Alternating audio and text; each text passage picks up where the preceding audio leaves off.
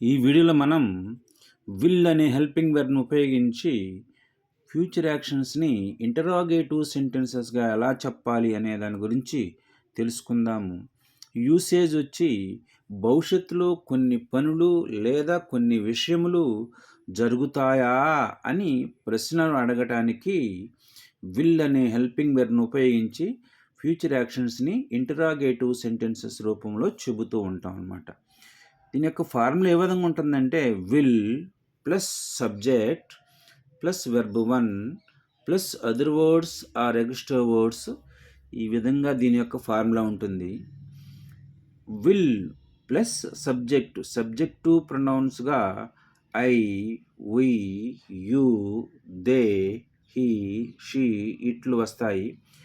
Plus verb 1ని base form of the verb మరియు present tense of the verb అని కూడా అంటాము.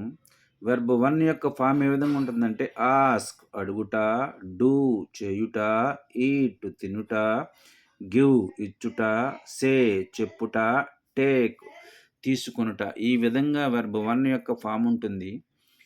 కొన్ని సెంటెన్సెస్ ఎగ్జాంపుల్స్గా చేద్దాము. Will you keep your word, నీవు నీ మాటను నిలబెట్టుకుంటావా?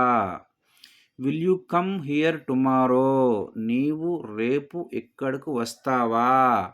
Will you meet them again, నీవు మళ్ళీ వాళ్ళను కలుస్తావా? Will you see that movie, నీవు ఆ సినిమాను చూస్తావా? ఇలాంటివి మరికొన్ని సెంటెన్సెస్ మీరు ప్రాక్టీస్ చేసినట్లయితే ఈ విల్ అనే హెల్పింగ్ వర్బ్ను ఉపయోగించి ఫ్యూచర్ యాక్షన్స్ని ఇంటరాగేటివ్ సెంటెన్సెస్గా ఎలా చెప్పాలన్న దాని గురించి పూర్తిగా తెలుసుకోగలుగుతారు. ఈ సెంటెన్సెస్ చెప్పేటప్పుడు కొన్ని కీవర్డ్స్ని ఉపయోగించాల్సి ఉంటుంది.